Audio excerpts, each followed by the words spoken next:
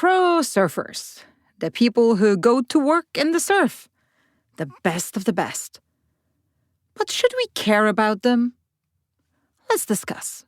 Welcome to the Wipeout Weekly, the daily podcast for beginners, wannabe surfers, and seasoned wipeout enthusiasts. No hype, no filler, just the highs, lows, and honest truth about learning to surf and finding your place in surf culture. I'm your host, Suze Wilson. Let's go out.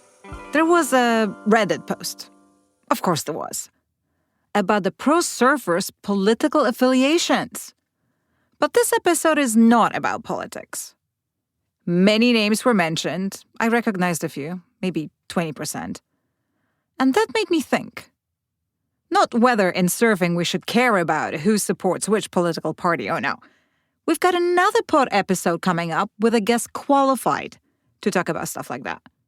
No. What I wondered was, should we care about pro surfers at all? I guess at this point we should distinguish between surfing legends, surfers who contributed to the evolution of surfing, and pro surfers, surfers who are very good at surfing, compete in surfing competitions and win them. Because I am all in on the legends. Duke, who single-handedly saved surfing from extinction. Tom Blake, who invented a fin. The Gidgets. Yes, I see this more as a collective. Who showed the girls in the 50s it was okay to surf.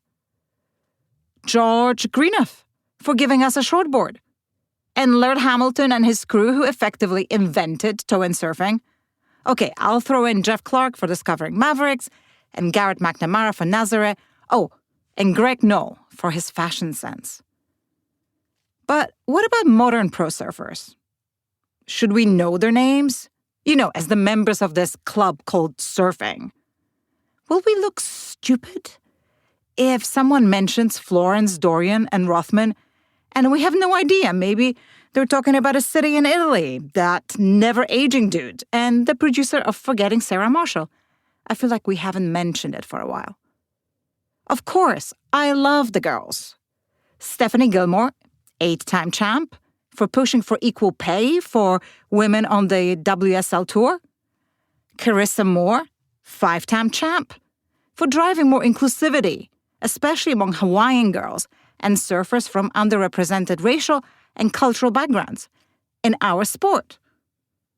As luck would have it, they are both kind of pros on pause in 2025. Then there's Maya Gabeira, who broke the Guinness World Record for the biggest wave surfed by a woman at Nazaré.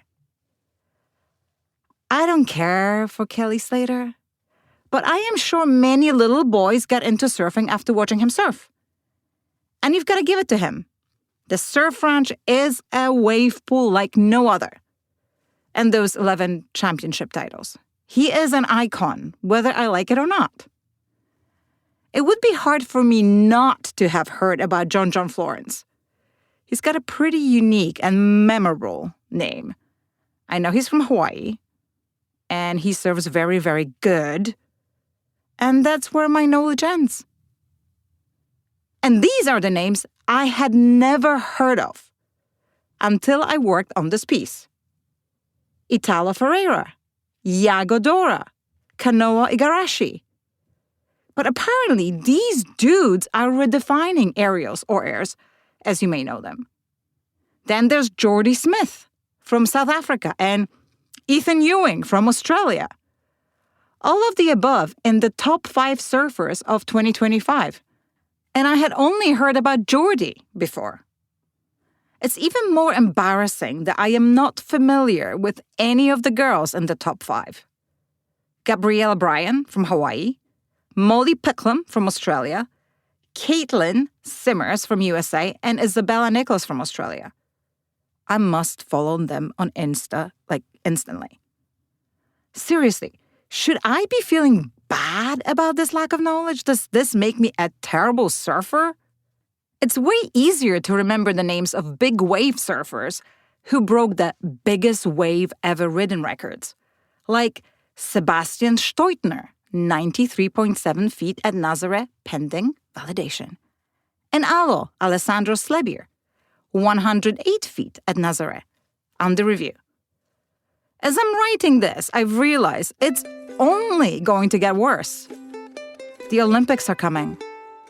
I'll need to start caring about these dudes in case one of them performs a clean quadruple axel on a surfboard and changes surfing forever.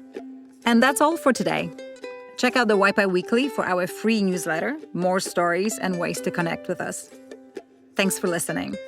See you tomorrow for more of the Wipeout Weekly.